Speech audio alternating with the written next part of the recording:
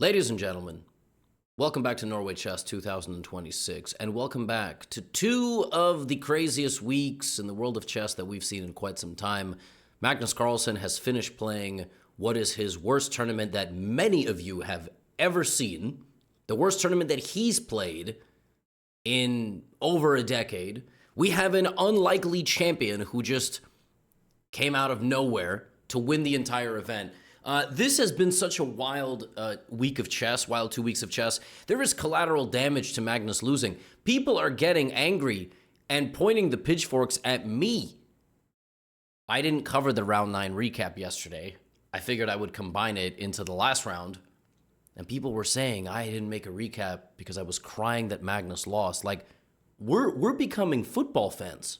That's what's going on. I've never seen this type of foaming at the mouth, rabid, just consumption, of an individual. And on that note, people want to see Magnus win and they want to see him lose. And we've got a champion to crown. And I'm going to take you through all of that in this video. Round number 9, Wesley So with the white pieces, Magnus Carlsen with the black pieces. We have a Najdorf Sicilian. Magnus is playing for a win. He is still playing for a win. Every game he has tried to play for a win. We have a line here, e5, queen c7. e5 has been played quite a bit. We had knight b3 followed by f4 played. I think Magnus had black in that game against Jordan van Foreest. In the last tournament that he played. That was the last time that Magnus Carlsen lost in classical chess. This time, we just have simple development from both guys. Wesley goes for the bishop, gets the bishop pair, and in the Najdorf, it's all about the d5 square. But right now, it's not all about the d5 square because white can't actually go there. Instead, it's going to become about the pawn on the e6 square, so bishop c4 played by Wesley. And here, f4. f4 is apparently the wrong approach. If you let the computer run in this position, it recommends things like bringing the queen up and then rotating the rook. Another move that it recommends is g4, which is just... Position is like very stable, black's pawn breaks are controlled, but then it just wants to put the pawn on g5, kick the knight back, and play queen g4, and then, just advance on this side. There is never in a million years a chance that Wesley's going to do that. Wesley is leading this tournament. So he's not going to take massive risk. He's probably banking on the fact that Magnus is going to take more risk because Magnus has been trying to beat everybody that he's playing. Magnus brings the rook, slides the queen out of the way. At some point, he's going to have to play king to h8 to get out of the way of this pin. That's exactly what he does. And then black is going to have to go for d5 or e5, or he's going to maybe have to put his knight on e5 and try to outmaneuver white that way. But overall, white has excellent pressure with the bishops on these two pawns, and black just struggles to move here. There's Magnus playing the knight to e5, knight back to f7. He's trying to just jump around, coordinate his pieces. Wesley, meanwhile, trading off now the queens into a queenless middle game. There's not going to be any attacking with no queens on the board. Bishop back to d8, bishop c7. And overall, this is probably not heading anywhere where Magnus is going to win the game with black. It's just not. So we have a5, Wesley taking some space, king g6, and then Magnus ends up trading the knight for the bishop. And this position's just equal. If anybody's better, it's actually black because we're in the endgame now and black's king is a little bit closer to the center. It's weird that a king is so far out, but with no queen and no light-scored bishop, you can't really attack it. We reposition, and Magnus is going to try to do Magnus things. This is about as good of a position as he's going to get. Very strong knight, wants to get his rook to the second rank. But just knight to c4, black has to play defense. Wesley is able to walk his king to the center of the board, and the players don't repeat moves yet. They shuffle around a little bit. Magnus looks for an opening, but you're just not getting anywhere, and the boys agree to a draw, which in this tournament means that you have to play Armageddon chess, and that is exactly where we go. We have the Paulsen Khan, the Khan Sicilian, and then I will show you a third Magnus game. You're spoiled now. You're getting 3 Magnus games back-to-back. Bishop d3 is the line, knight c6. Wesley takes and plays knight d2, followed by knight to c4.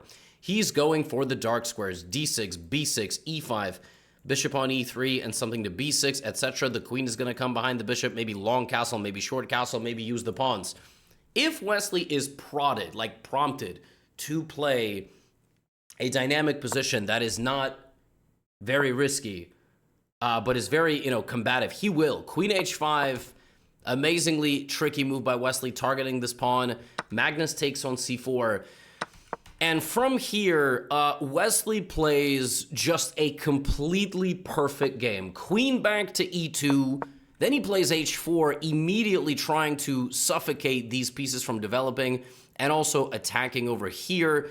We have bishop h6, Magnus going for a trade of the bishops, looking to remove the bishop pair and get the knight back into the game. Wesley, perfect move, long castle. Now black's king can't go that way, so he's going to try to leave the king in the middle for now. Wesley hunting down the Norwegian Viking, knight to f6. This transformation of the structure is good for good for white, because now you cut the king this way, you cut the king this way. The king's going to be in the middle. King wants to go here and here. It's the only way the king is going to survive, okay?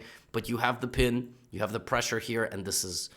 you can take on... you can't take on g6, but it's not like black is ever going to be able to move. So g3. Magnus goes for a trade. Wesley just starts attacking the middle of the board. Magnus trades, king f8, and he gets the king to g7, but the pressure just continues. He plays bishop e6, rook h1, king to b1, making sure there's no checkmate. Black is just stuck.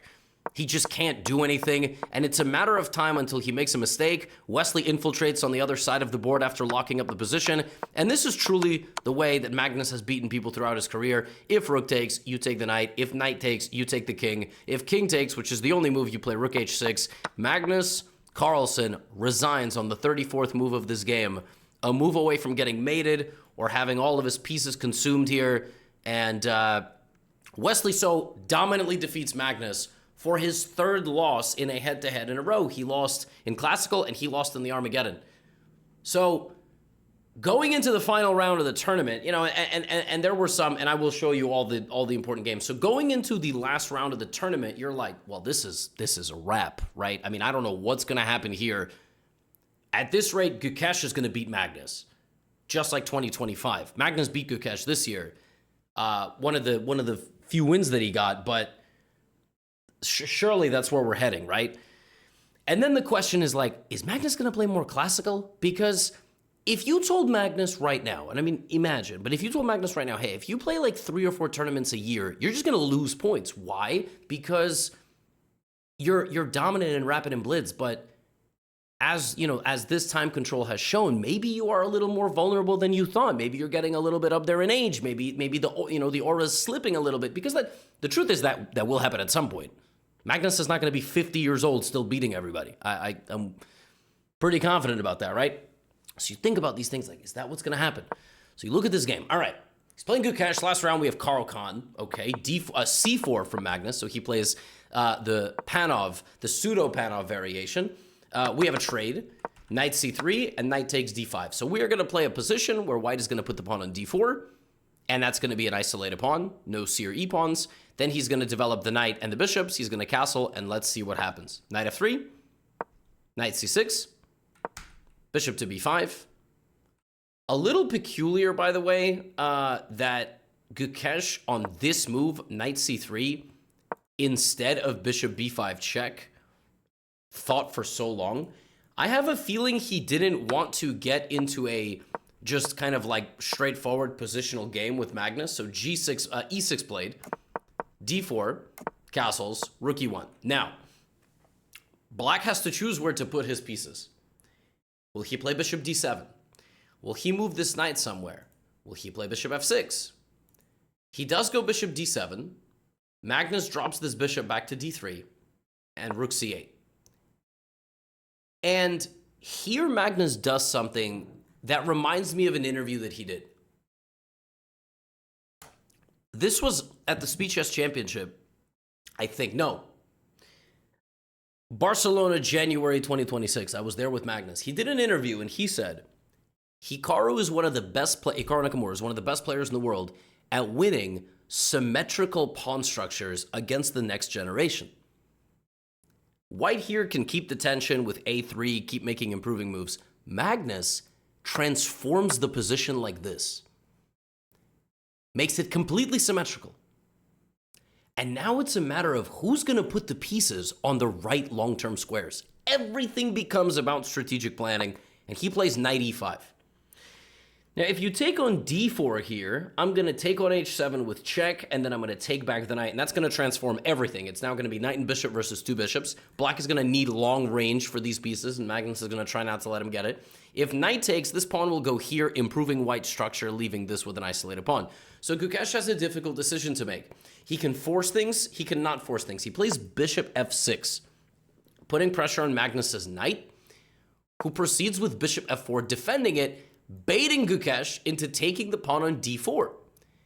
Gukesh spends some time and ends up going g6, blocking this diagonal and not wanting Magnus to attack him on that side of the board. Furthermore, there might be some positions where the bishop can dip back to g7 if necessary. But the thing is that now, that moment, nothing here, nothing was taken, that moment allows Magnus to sneak away with queen to b3 and threaten d5 and b7 and a7 and d7. And the Gukesh queenside suddenly, three moves after transforming the position, knight e5, bishop f4, and queen b3. These three improving moves, and suddenly Magnus is putting pressure. Gukesh plays knight a5, attacking the queen and defending himself. Magnus plays queen b4. If he took here, that would actually, in many ways, unclog the black position. If he took on d5, Gukesh would go bishop c6, inviting a queen trade, and then white's center would be under fire. But he goes queen b4 and just keeps making improving moves. So the knight is targeted, the pawn is targeted, everything is sort of frozen. Gukesh's bishops are just staring into walls. Rook e8. And at some point, we're going to have to apply more pressure. Look, the improving moves. Rook d1, h3, just making sure the bishop can't come in. Maybe giving the g4 square for the knight. The king is off the back rank. Bishop back to e7. You can kind of tell Gukesh is he's losing the path. Like, his pieces have not been improved to the same level that the Magnus pieces have. Queen to b6. Knight into d7 was not the best move. Apparently, bishop to b5 and then b3, just like continuing to improve, taking away possibilities. Would have been better. Knight to d7, but at least he's going to secure the bishop pair. So now we have the bishop pair, and we have a lot of pressure. The rooks are under pressure. The bishop is under pressure. This king is not going to be allowed off that rank. Knight c6. Gukesh is still holding on here. He's going to win back the pawn, but Magnus is going for a queenless position with symmetry on the board. Queenless position, no symmetry. The pawns are doubled, but targeting something in black's position. Not an easy position to play at all. And here, Gukesh plays knight takes d4, trying to force things. He should have played bishop takes d4, targeting this pawn and continuing the game from there. He goes knight takes d4. He gives away this pawn. It's kind of a bluff. It's poker style. But unlike in poker, where, you don't know what your opponent has on the you don't know, right? They could be bluffing. They could not be. On the board, you just have your brain. You just have your intuition. And Magnus is like, I don't know if that is enough compensation. I just don't know. Bishop takes b7. Okay, Gukesh gets this active rook. And what if I threaten checkmate? The knight has to go back and protect checkmate. And now rook c1. And if you take this pawn, I get my rook all the way over there. You are just stuck on the last rank of the board defending yourself. And Gukesh trades into a pawn down endgame with the endgame maestro. Will Magnus do what he does to everybody? Getting into an endgame like this against Magnus, whether he's having the worst tournament in the last decade or not, is like laying underneath a wrestler. A wrestler who is really good at elbowing you in the face, punches, submissions. It's brutal. All right? You are now falling under the spell of the opponent, and Gukesh goes for the outside pawn. He's going for this pawn, and you would think with white, you need to do something about that. King f1 from Magnus, down 3 minutes to 40. The worst tournament that he's played. 3 minutes to 40 again.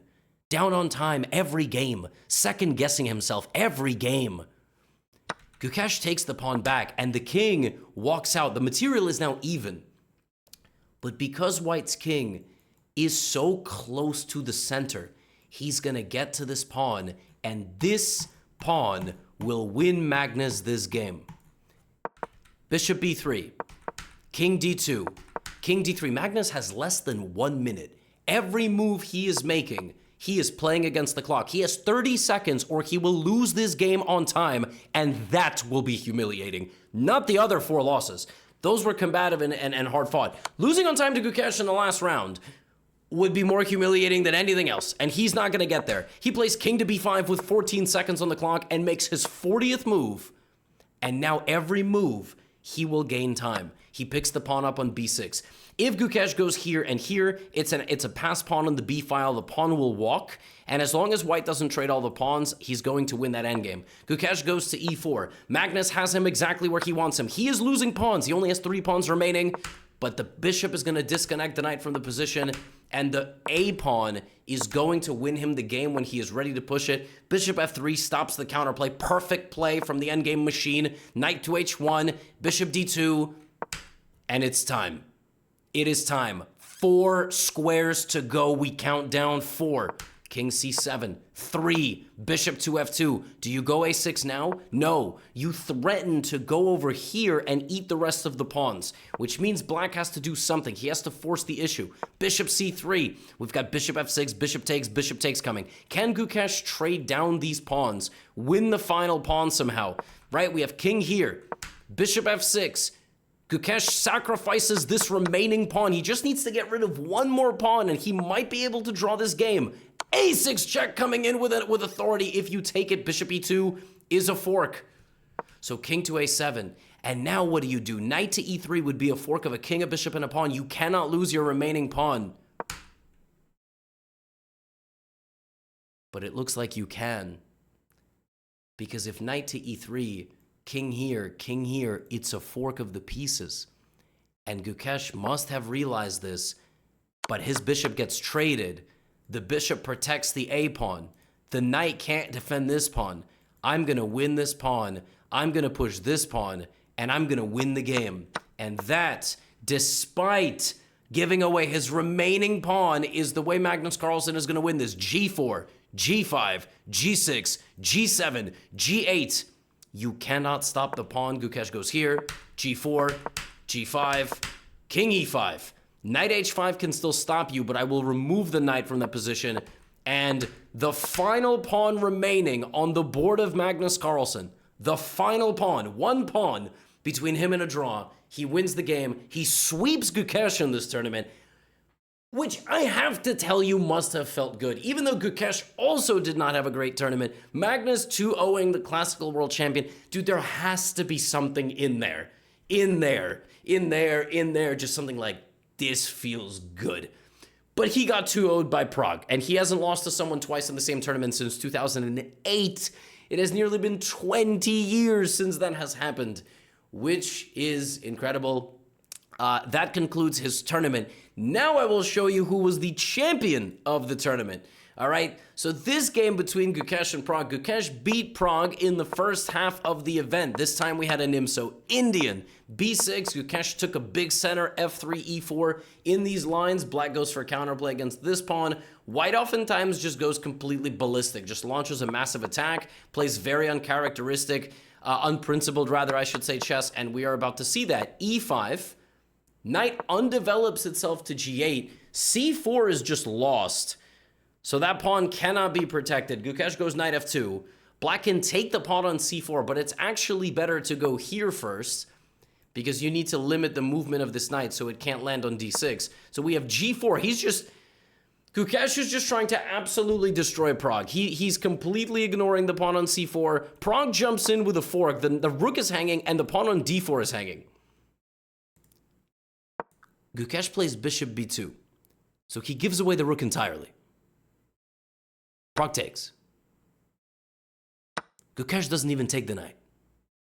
The knight was allowed in, and Gukesh is just, he's playing on that side of the board. Pragg is like, wait a minute, if I take, then he can take my knight. I'm just not gonna let him take my knight. This dude just let me into his position, I robbed his house, and he gave me T before I left. Knight to b3. So Gukesh is going for it. Rook g1.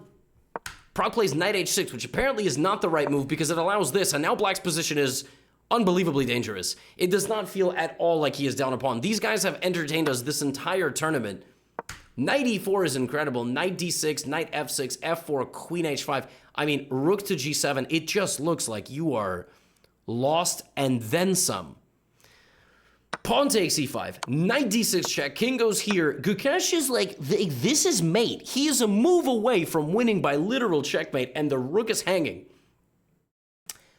But it's Prag's move, and he checks Gukesh, who now has to move his king, and this one simple move messes everything up because you don't have a checkmate now. You have to go here. The knight comes back. You will win the rook. That is the best thing you're going to do.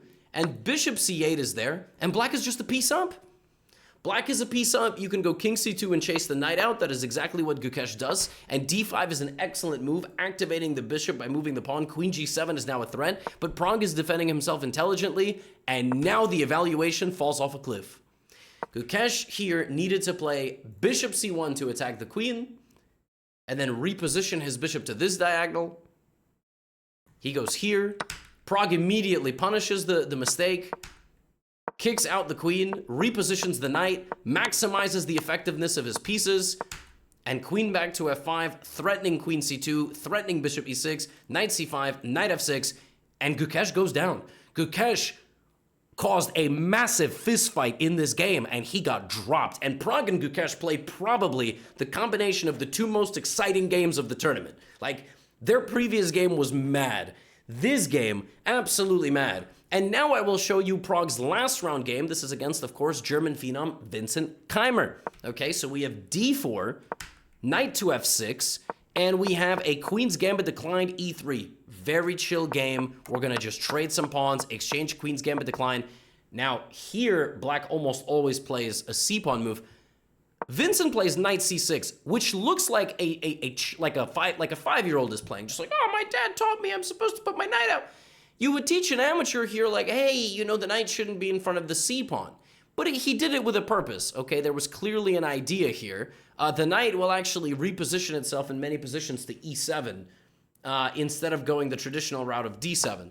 So Pragg here just, you know, making simple improving moves, and he's going to go b4 and bishop b2, just taking a little space. There we go, and, you know, getting his bishop out, queen d7, and now he goes b5. Offering a trade of pawns on the queen side. If pawn takes, then we're going to take with the bishop applying pressure. That's what happens. Queen e7. And now the knight jumps into the middle, and with pressure on the rook, something's going to happen here. The best way for black to play this is kind of strange. It's actually to give away the rook. It's to give away the rook, believe it or not, and to just win this pawn in the middle and say, well, I have a knight and a pawn for a rook, and my position's really good. Vincent instead takes the pawn on a3, which is okay. We now get a big simplification. We get this position, so we have a lot of trades, and Pragg now has a very easy game plan. His game plan is go pressure on this side of the board and try to break through, win a pawn, and win the game. That's it. That's the idea. Rook c8, rook b1, and Vincent's not going to sit around and suffer with a bad position. He's going to try to trade and get out of it. Knight b5, pawn takes c5. Game is getting a little sharper, but still White's position is very good. So White is now going to go here, and this is going to become the major asset, but also the 7th rank with a target on f7, and maybe a same-side attack with the pawns. Let's see, knight to d4, so we're going to that endgame. Rook b6 targeting the bishop, rook f1 from Vincent. Vincent could have played counterplay a little differently. He does it like this. Okay, we see the same side pawn advancement. This is under attack, this is under a lot of pressure, and this is a mistake. And it's a mistake, not because you can take on e6 and win a pawn here, but because of check and knight back to f3, and all of a sudden,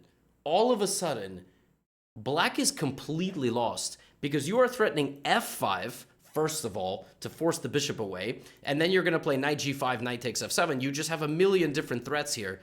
This rook is offside, this is all bad piece coordination from black, and within a few moves, Pragg completely knocks down the position of black. It is just over and a half. We are going deep into the endgame. We're going to trade a couple of pieces here. We're going to win a couple of pawns. Pragg resigns.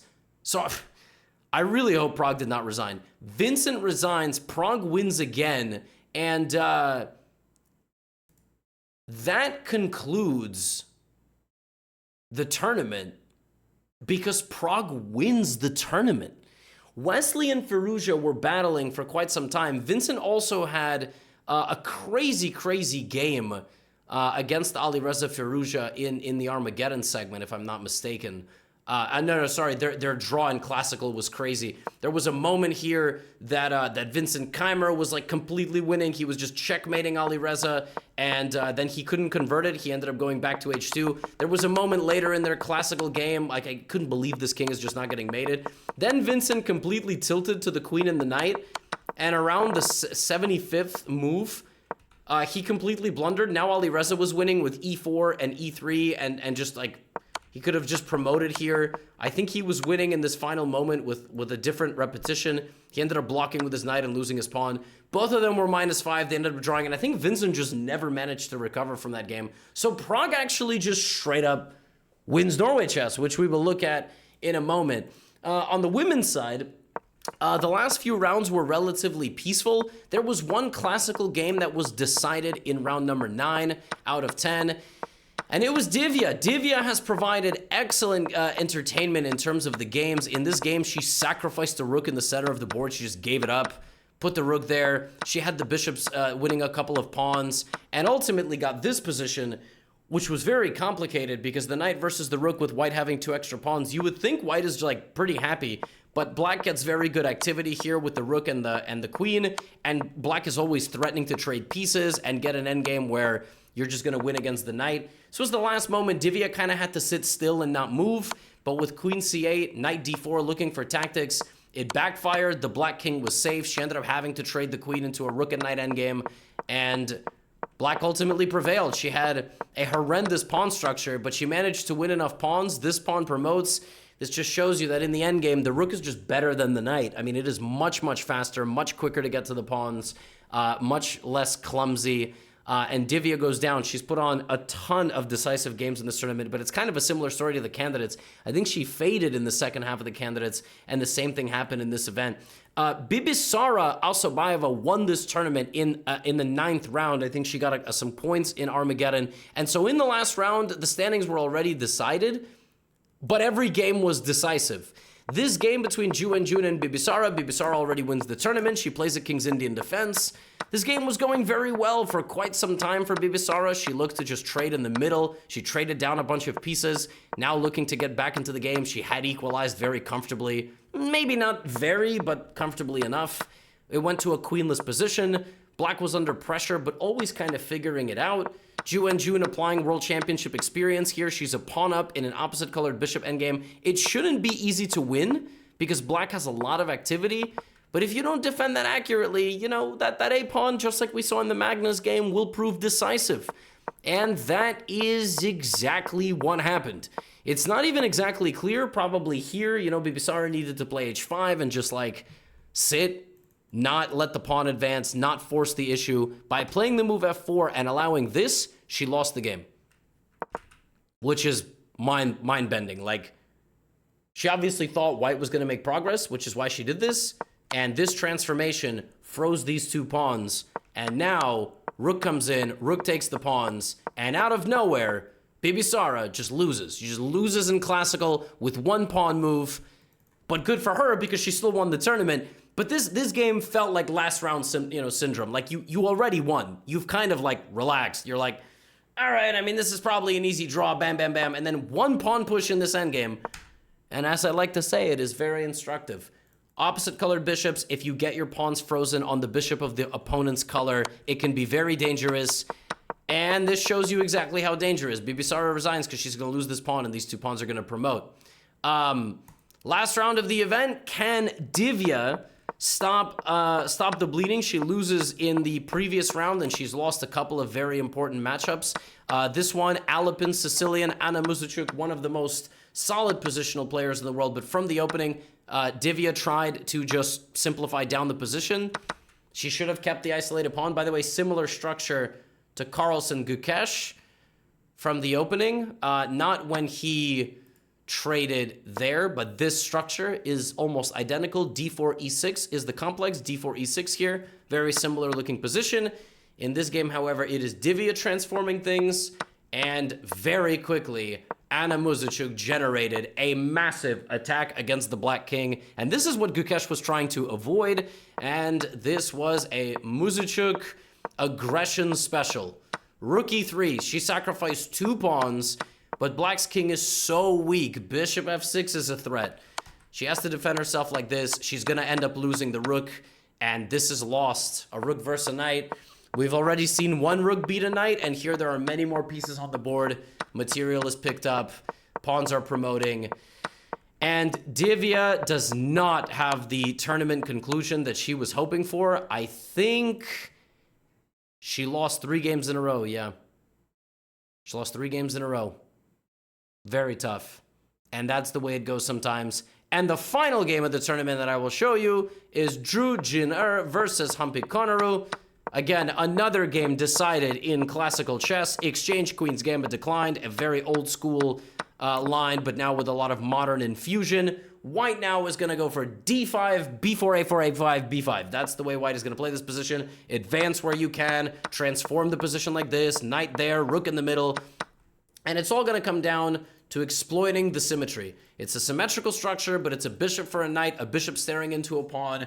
White has dominant controls of the dark squares where the white bishop can't participate. It's a very unpleasant position to defend. And honestly, this entire round kind of felt like last round syndrome. In the last round, when the tournament is over, people are a little bit more prone to relaxing at the wrong moment and allowing something. And we saw this in this game. Drew Jin-er was a surgeon in this game. Played absolutely flawlessly. Pressed, won a pawn, simplified down, got the B pawn promoting on the outskirts of the board, knight e7 check, b6, b7, and unlike Divya, who lost 3 in a row at the end, Drew Jin-er wins 3 out of her last 3 games. Scores 9 out of 9 in the final 3 rounds. Very similar to Prague as we look at the results here, and she finished half a point behind Bibisara, who, admittedly, if she had not lost in the last round, would have scored at least 17 and a half. 16, then 15 for Muzichuk, 13 and a half for the world champion. Both world champions finished in 4th place with nearly the same score, 13 or 13 and a half. Gukesh with 8 points in Norway chess, and that, I don't even remember that happened. He also lost 3 out of his last 3 games. So people spun out of control and got red hot in this tournament. Prague winning with 12 points out of his last 12 possible points. Insane. What a tournament. At the conclusion of this tournament, the world rankings are as follows. Magnus Carlsen is 28-23, which is still respectable. He was like 28-19 or 28-20 at some point. 27-92 for both Fabi and Hikaru, 27-77 for the 2 Uzbeks, Sandarov and Noterbeck. Keymer, 27-67, number 6 in the world. Wesley So, number 7, bro. Like, Wesley So is just always a top 10 player in classical. He's a top 10 player in rapid, as far as I'm concerned. He's number 12 in the world. And in blitz, Wesley is a top 10 player in every format. This dude is like a sleeper pick for just a monster chess player. And yeah, I mean, that concludes Norway chess. I don't know what this means for Magnus. I don't know the next classical tournament he's going to play. I'm not sure he's going to play another classical tournament this year. I'm not sure he's going to play until Norway chess. I don't know. And that's kind of a wild thought. And if he's just going to be 28-20 every time he plays chess, because, in chess, you never fall out of the world rankings unless you literally stop playing. Like, if you play even 1 game, I don't know what the exact rules are, you're active. And so we're seeing that, if Magnus plays more often, he could be looking a little bit more human. Or not. Maybe he's going to lock in and absolutely destroy everybody. And that's the most fascinating thing, because we truly just don't know. Hope you enjoyed the coverage. And as always, I will see you in future videos. You know where to find me if you want more content. Chessly, my 2nd book is coming out. Europe Tour 2026. Can't wait to see you all. Get out of here.